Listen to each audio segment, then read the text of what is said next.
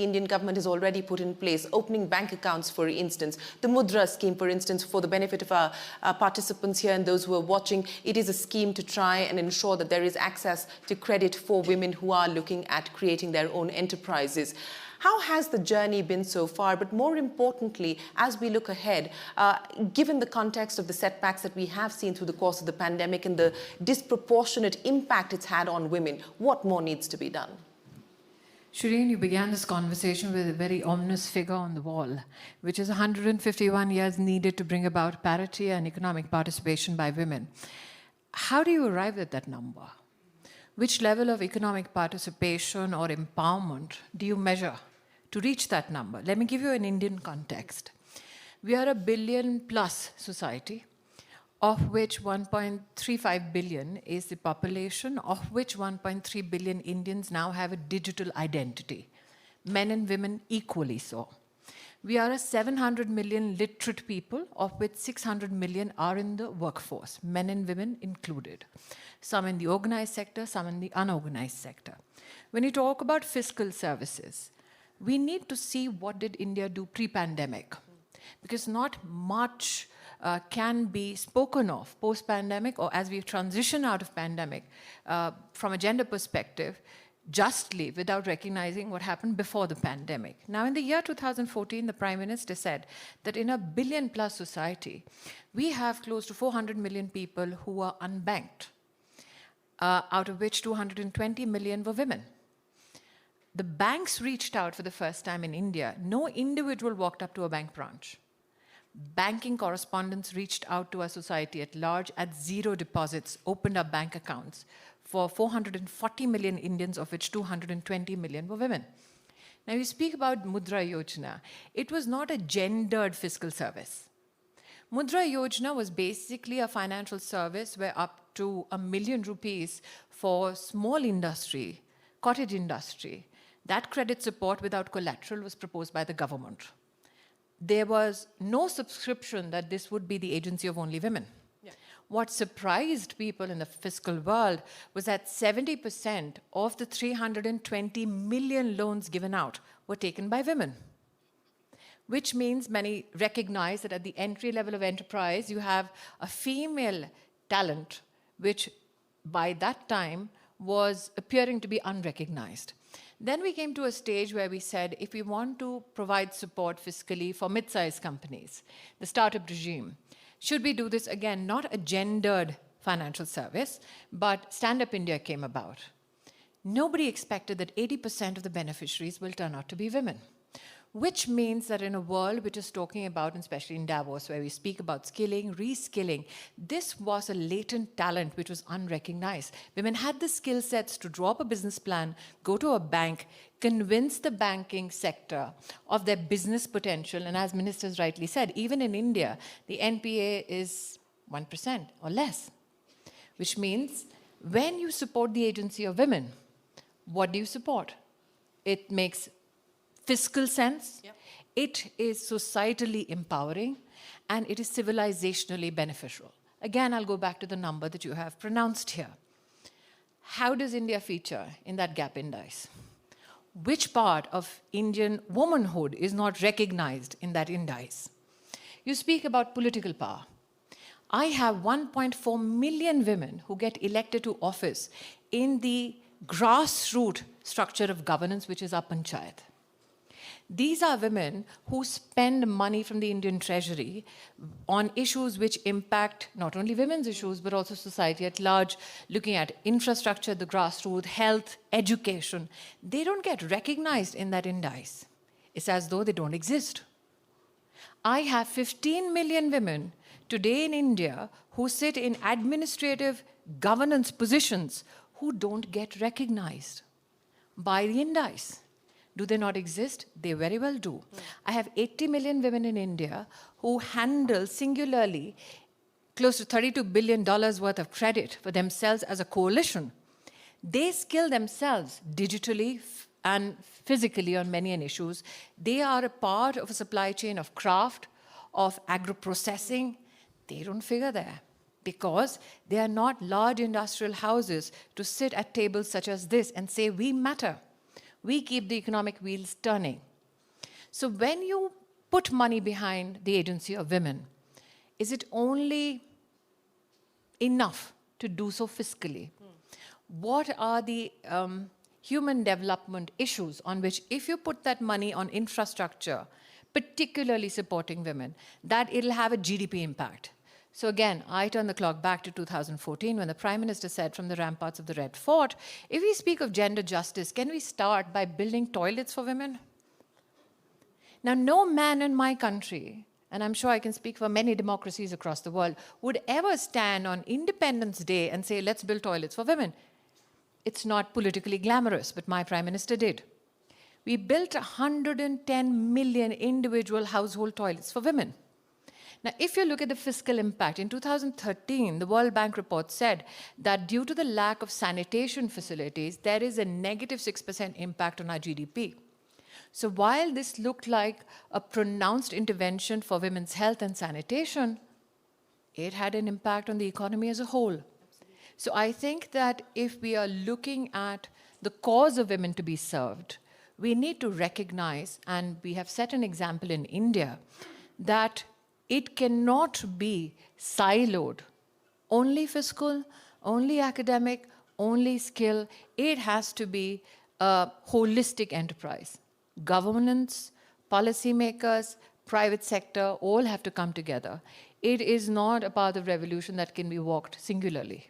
It is absolutely not about a revolution that can be walked singularly. You need all stakeholders on board and all hands on deck. But Mr. Goldfajn, picking up from what Minister Irani said, and of course she's also questioned the metrics that are used to come up with the gender parity survey that the World Economic Forum puts out.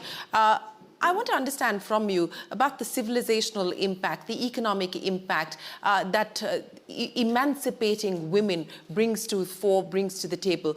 The work that you are doing, for instance, as an agency at this point in time, take me through the empirical evidence that suggests that if you put more fiscal and monetary might to address this issue, we are going to be able to see multiplier impact. Well, thank you. Thank you for being here. I think it's an honor. It's a pleasure to be here.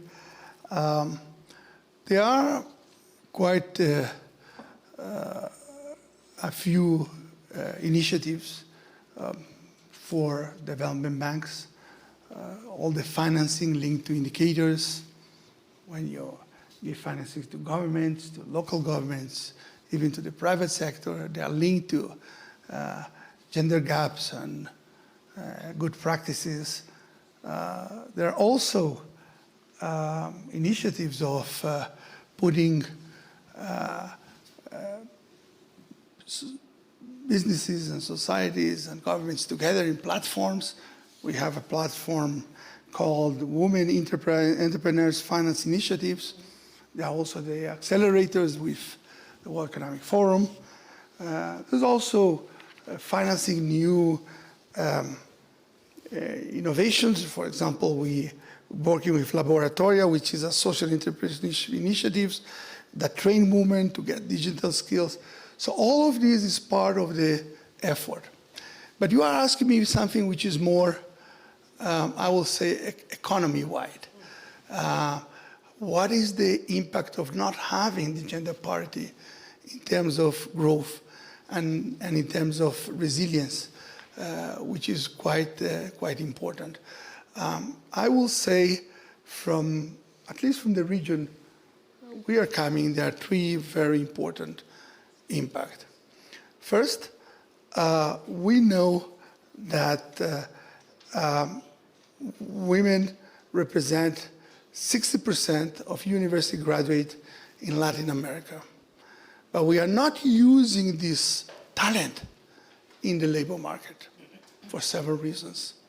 So if we were able to use that to reduce the gap, you could be able to generate more growth, more productivity, just because you're putting in the labor market more talent that you're not using. That's the first one. The second is that we're getting old in the region. Latin America will become old, not so far away, and we will be having more people retiring than working. So if we are not able to put a very important part of the population, female part, into the labor market, this lower worker participation will get worse. So that's the second reason why it affects growth. The third one, which is very Latin America, informality. If there's a gender gap in informality in the sense that we have more females in the informal sector. And the informal sector have two problems. One, it's less resilient, because if you have a pandemic and you need to have public services, you don't get to them. And also, we also know that in the informal sector, productivity is lower. And this is informality has been very pervasive in Latin America. So what we can do? Well, you'll say, well, let's use fiscal tools. What does it mean, fiscal tools? Usually when you have income gaps or other gaps, you use the tax system to do it. But in the informal sector, you're not going to reach them because they're not formally, the tax system cannot really reach them. So what can we do? There are ways to try to be transparent. And we mentioned here about gender budgeting, which is basically, the way I understand it, is being very transparent and open and see the gender gap in all the fiscal measures, both the services you provide, the subsidies you give, the sectors you finance. See what are you doing in terms of gender from your fiscal policy. And there are a lot of things you can do. You can allocate spending to either services that reach women in a direct way, like healthcare, or you can finance sectors, service sectors, where you have more female participation. So there are things you can do from a macro perspective, even though you don't use the tax system. Or, for example, you can use other indicators, which is having in public procurement, buy from those suppliers that have a better practice in terms of gender. So all of this is part of the toolkit, macro toolkit, that you can use even though you have to reach a more informal sector. I think that's a very valid point that you make, that very often the participation of women is on the informal side. That's not captured, and that also makes it harder for them to be able to access the financial system. And of course, the toolkit that you spoke of, in many parts of the world, in different ways, shapes and forms, that toolkit is being used. Gabriela, I want to understand from you, you believe that the impact of the pandemic on gender parity and gender inequality has been profound and staggering, but you also believe that it is not an inevitable issue, that it is an issue that can be fixed. Now, outside of some of the fiscal measures that you spoke of, and I know that Oxfam is asking for higher taxes, tax the rich, to be able to finance some of these goals that we spoke of, what is the roadmap that you want us to take forward? Thank you. So good questions, and I would like to build on what the other panelists have said and go back to the 151 years, because as was said, you know, this is a figure, a target that we have, but it's in fact sliding back instead of going forward. And the pandemic hit a very unequal world, unequal in so many ways, economically, socially, gender unequal. And it hit women disproportionately. And so we know on issues like education, of course, there was already a huge education gap between boys and girls. But unfortunately, in the crisis moment, more girls were pushed out of education. So that's not only an issue for the present, but for the long-term future. So it's not just, as you were saying earlier, an issue of their rights, but also of their future economic contribution. So that's a big concern. Also, women lost many more jobs than men for multiple reasons. And young women lost twice the amount of jobs that young men lost. So that, again, is long-term. And there are issues like, Ilan was talking about the 60% graduate number in Latin America. Why is it that then they're not represented in the job market? And there's, of course, the point that we haven't talked so much about is women's work in unpaid care work. There's unpaid and paid care work, and that is central to our economies, and it was central to our economies before the pandemic, but it became much more visible. This very invisible work became more visible, and it's the reason behind many of these trends that we're now seeing.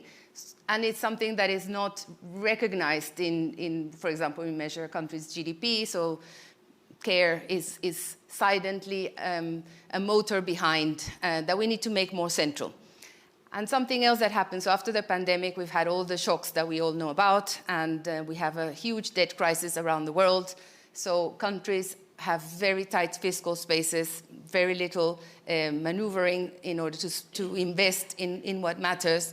Health would be a priority after what we've lived through, but on average, countries are spending $1 in health versus $4 in debt repayments. So that is the situation of very difficult choices.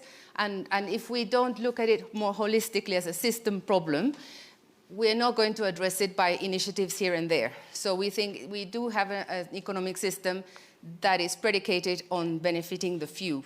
And the reason we talk about taxation of wealth, as you're saying, and the report we launched yesterday, is because in reality the tax system has been shifting over the last 40 years to be on the shoulders of workers and on the average citizen who buys products and services, so VAT. And wealth is not taxed in the majority of contexts, so only 4 cents in every dollar of taxation comes from wealth. And this change in taxation mix is actually a very feminist concept because in reality, most of the billionaires, if you see, are mostly white men. And that's actually the system that is both patriarchal, neo-colonial, and that perpetuates these inequalities, continues to perpetuate this. And so if we change this tax mix, the women on the other side are more represented in poverty, unfortunately. So we need to address this by looking at the sources of funding, the budget that is going to allow us to invest in what matters more to women. And there, the care economy is fundamental, education, health, and that will be the basis for more equal participation.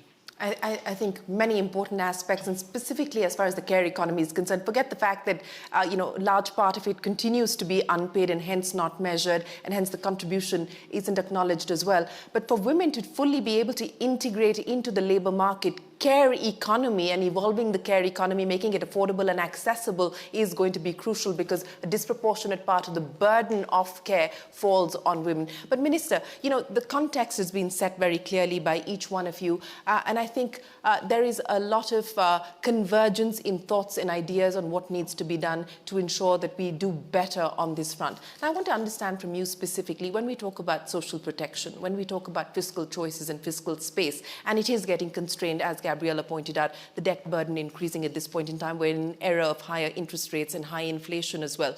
How do you, as a leader, as a policy maker, make those choices? What are those choices going to be as you move forward? Well, it's indeed very difficult times. The world has been going through a number of crises, whether it's COVID or climate, several things that we have to cope with on a daily basis. It means we have to do more. We have to find how to do more with less because the fiscal space is indeed very, very constrained.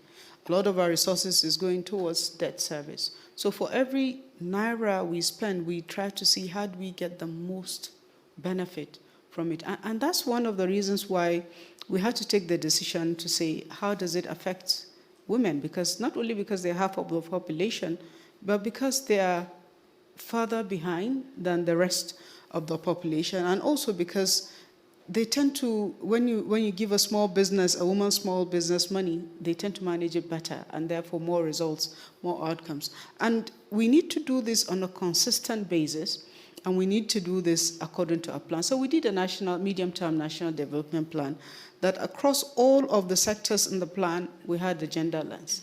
And we costed the plan to require $775 billion. 15% of that plan contribution is from the government. So we need to now also find how we can support private businesses, both large, small, medium, as well as small enterprises, to contribute more to the economy, we need to also look at how do we create partnerships between the public and the private sector to enable the private sector channel its resources that is required to fund the development plan in the best possible way. While they get returns, we also get the contribution to the growth that is so that is very important to need. And in all of this, there has to be a systematic system of monitoring of what are the outcomes of these targets that we have set. We have supported our National Bureau of Statistics that for every category of data that they produce, they must make sure that the data is also disaggregated, especially for social reporting, like on poverty index, on jobs, that the data is disaggregated. So we see whether we're on the right track or we need to continuously remodel. In the financial services also, we have seen data that shows that women are further behind in terms of financial inclusion. So there's a conscious effort also within the financial services using digital ID to bring as many women, unlike India, we have a lot of population that are still not banked. They are not in the banking system, and the largest proportion of those are women. So when you bring women into the banking system, you're able to give them financing through the banking system more seamlessly. And if government has interventions to provide, you're able to do that because there are bank accounts and identity numbers that you're able to channel those support. So the policy has to be deliberate and it has to be consistent, whether it is a private sector company, whether it is a public sector company, or even whether it is the financial services and other services. We need to start also at the ground level in engaging youths. Well, by the way, we don't have the problem we have. We have like 60% of our 206 million people are youths, and very active youths, very vibrant. So in engaging youths, we have to begin to make that provision to say a certain percentage of the youth we employ, whether we're government or business, should be girls, so that they are there from the beginning, they go through the system, and then they have a chance to grow to the top. Well, you ended on an aspect which is controversial, an aspect that I think evokes a fair amount of discussion and debate on whether there should be reservation for women in different sectors. Should it be at the board level? Should it be at the entry level? And I think, many companies and countries are grappling with this issue. But you talked about collaboration with the private sector, and I want to move that forward, Minister Irani, to talk about global collaboration as well. This is a universal problem. It's a universal challenge. It is not Nigeria's problem or India's problem. You need to customize and design solutions that are relevant for each country or each company, but this is a universal challenge. In the context of that, I want to address with you, India takes on the G20 presidency. One of the issues that has been prioritized for global collaboration by India as part of the G20 agenda is women-led development. So what can we expect on that front? I think, Shereen, we have to recognize that the vocabulary of gender justice is undergoing a change without much reflection. On this panel today, we spoke about women from the context of the labor market. Not many of us prioritize women as entrepreneurial leaders, as though we as a gender are to feed just the labor market. So when we talk about the vocabulary of gender justice, we spoke today in this house about emancipation of women. And I'm very proud that the Prime Minister changed that narrative, and we saw a tectonic shift where we now say women-led development, which means that for any nation to prosper, women have to be the helm of economic affairs. We have a female finance minister. That being said, I want to just elaborate on one or two challenges. We need to recognize that we will not have a one-size-fits-all solution. We have differentiated national potentials. We have differentiated national responsibilities and national challenges. Now, people say that technology is a great leveler and enabler for all genders. But what is the language of technology today available for women? I will not speak from any other experience but the Indian experience. We are looking at an age of automation. The language of automation is English. India has 16,000 dialects, 125 languages which are constitutionally recognized. If you want to empower the agency of women technologically, do we have that technology in my native languages? That is one issue that needs to be addressed. It is not only a solution that we are seeking for gender justice, I think it has great financial potential for companies. The second issue is that when you talk about the presidency and India at the helm of that affair, we also look at the digital transformation. Gabriela spoke about the red flagging of health spend. Now let's take another Indian example, which is the Ayushman Bharat program, which is the world's most, I think, elaborate, ambitious health program. We put money behind ensuring that for 1,300 diseases, which includes cardiovascular issues and many other challenges that emanate from the health systems, 26,000 hospitals across the country are impaneled, servicing 100 million families, which means at least 100 million women, where they can seek access free of cost for 1,300 diseases. Now, what is the impact? Societally and culturally, it was presumed that issues like breast cancer and cervical cancer are not largely spoken of given the cultural context of closed societies. That is the presumption one had. Now, if you look at just one component of the success of the Ayushman Bharat program, the health program, we have in the past 2 years seen 130 million Indian women get themselves scanned for cervical cancer and breast cancer and receive treatment if they deemed it medically fit, free of cost. Governance and democracy has delivered on the health aspect, at least in India.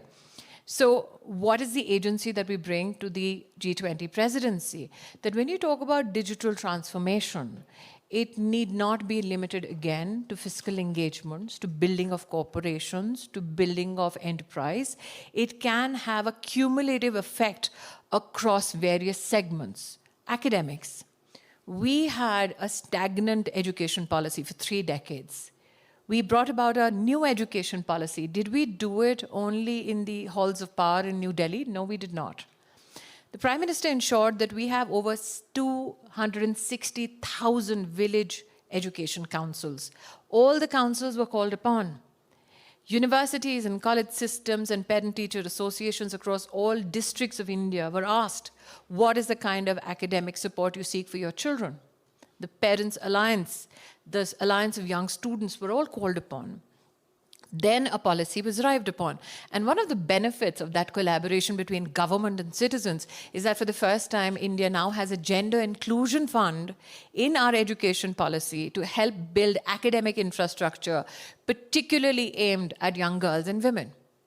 So the other issue which we hope through W20 to also leverage is the desire to ensure that we transition from innovation, especially in the gender space, to enterprise. Because a lot is left to be done in that segment. Today, 42% of STEM graduates in India are women. How do I encourage them that innovate for enterprise? And I think if that becomes a global call for action, much change can happen. Because do we reduce women only to consumption of technology, or do we want to support them to become leaders of technological institutions or technological enterprise? So I think that the G20 gives us a unique opportunity to speak about our experiences, speak about our commitment, but also say to the G20 coalition that we hope that this expression of experience somewhere percolates to the global south, to empower the global south, because we as a part of the presidency are saying that this is not about the Indian future. This is about global future and gender justice for all women across all geographies. Absolutely, and I think that is the perfect opportunity for us to get comments in from our participants here, because it is going to require, as I pointed out, dialogue at different levels, dialogue within countries, within companies, and within the international alliance as well. So, yes, ma'am, you have a question. I'm going to get a microphone across to you. Please go ahead. So thanks again for this opportunity. I'm Luana Genot from Brazil. I work with inclusion in the labor market. I'll be brief. In Brazil and Latin America, we are more than 210 million Black and Indigenous women and from marginalized groups. And I just would like to get to know from different reality standpoints, how do you ensure like intersectionality in policy making and addressing marginalized groups' needs? I mean, especially from non-dominant groups, like from low castes or low ethnicities, or especially in Brazil, Black and Indigenous women, for example. It can be obviously from disaggregated data standpoint, but also from a text standpoint. But I just would like to know, how do you do affirmative actions in different realities? Thank you. Would you like to take that?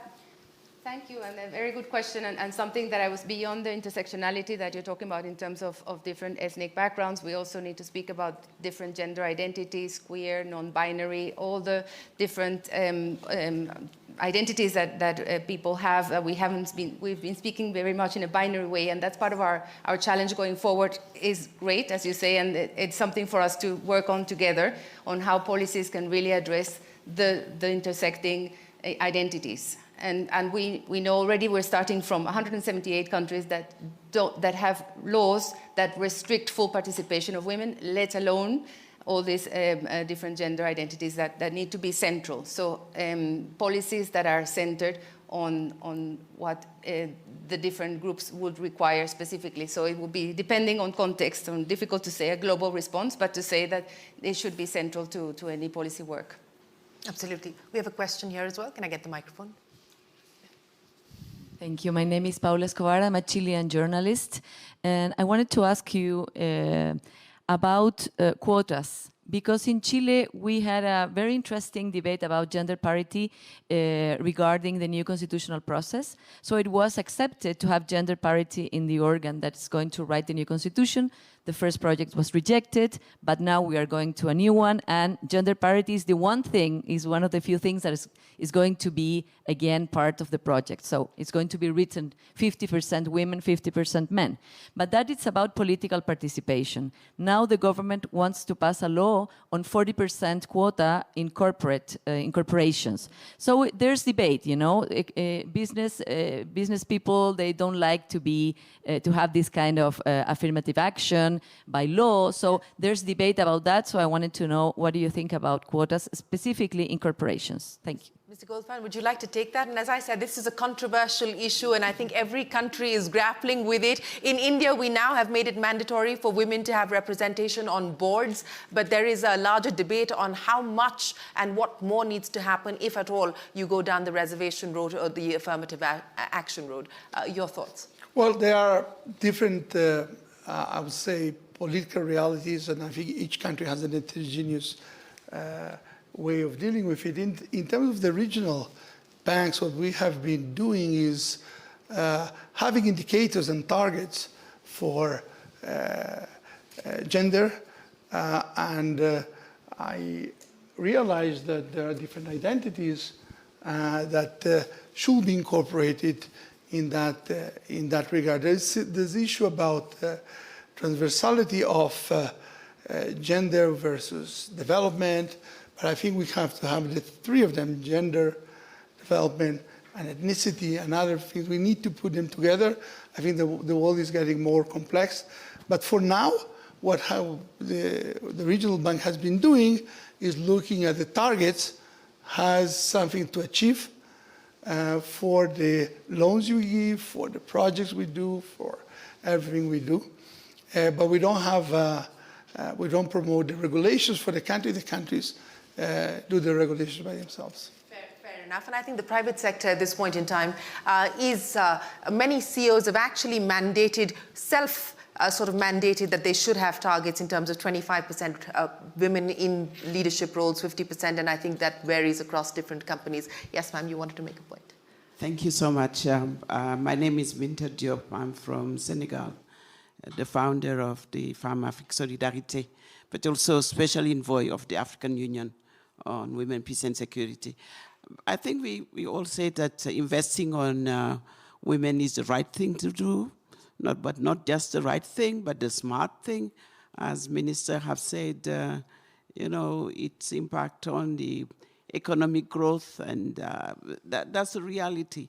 But now we wanted to see how it translates in what you have said in the leadership, the participation of women in decision-making, in the boardroom, in the political participation, but also in many areas.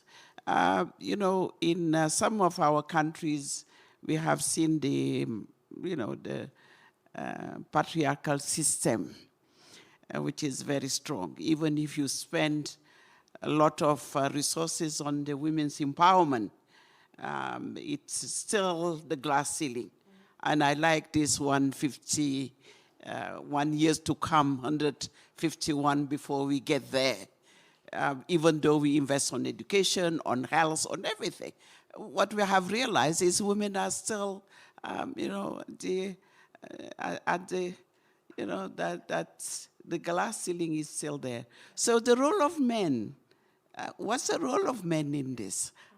We need to look at that in the cultural barriers, the traditional barriers, so many barriers that we need also. So I don't know what will be like what we say in Africa, the positive masculinity. Yes. How do you engage with the boys as well to make sure that, you know, it's not the financial situation only, but there are other aspects that we need to take into consideration. I couldn't agree more with you. We need much more of positive masculinity. And Minister, let me end by asking each one of you, and exactly, I think we've got 30 seconds for each of you.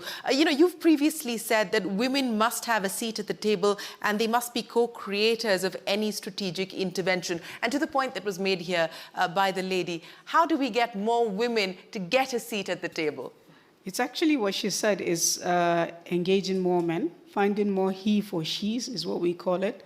Last year we tried to amend our constitution to be able to have a commitment of 30% elected positions for women, and we failed despite all of the campaigning, because the men were asking, okay, if we give you the 30%, what about the 70%? Are you going to be also a part of that?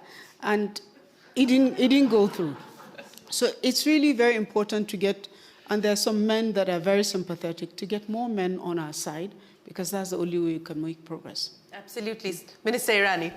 Well, I think that I can very happily today elaborate on how if men are at the helm of this partnership, things change. Nobody expected Prime Minister Modi to speak about building of toilets. He did, and he got it done. He's the first Prime Minister, irrespective of his gender, let me say this, who gave India its first menstrual hygiene administrative protocol. He is the first Prime Minister in India who passed in both houses of parliament medical termination of pregnancy at 24 weeks for women without a whimper or a noise from any other man in Indian politics. He is the first man, or woman for that matter, who stood on Independence Day, just, I think, 2 years ago, and spoke about access to menstrual hygiene products by girls and women in our administrative systems. For ₹1, he said, go get it. The fact that a man at the helm of affairs has brought about a change not only in discourse, but also in administrative capacity, ensured that gender justice percolates. I think it's a very fine example to reiterate what she says. The lady says, yes, we need that partnership. What is significant is that we talk about gender parity today in a room which has a smattering of gentlemen. Yes, we need more rooms like this. We need more conversation, and we need equal participation. I absolutely agree. I'm going to give Mr. Goldfajn the final say, but Gabriela, very quickly, 20 seconds, we're out of time. How do we get more women at the seat at the table? And of course, how do we engage and partner more with men? So I think we need to go back to the subject matter of the panel, so economic recovery, and I think it is about, we're saying it's a holistic rethinking, and we're not wanting to recover to where we were before. We want to really transform a system where we're all at the table, in meaning that we are valuing all our identities and understanding that together we make societies that thrive, but both because it's a right, but also because it makes economic sense. And the care economy being at the center, and I'm happy that the WEF is creating a council for the care economy, and we are participating on it, and it's working across sectors that we transform. Mr. Goldfajn, the final 10 seconds to you. I just want to say that we are already engaging with positive masculinity here with me. Well, we have an example of that right here on the panel. Ministers, Gabriela and Mr. Goldfajn, thank you so much for joining us here.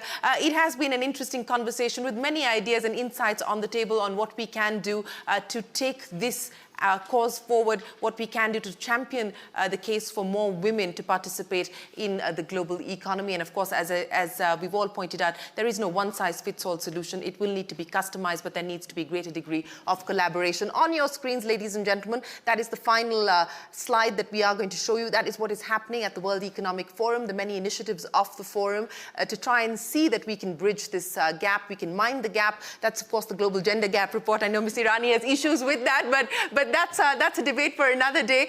We've got the Gender Parity Accelerators and the Global Parity Alliance. So, you know, the QR codes are there. If you want to find out more about any of these initiatives, go ahead and do so.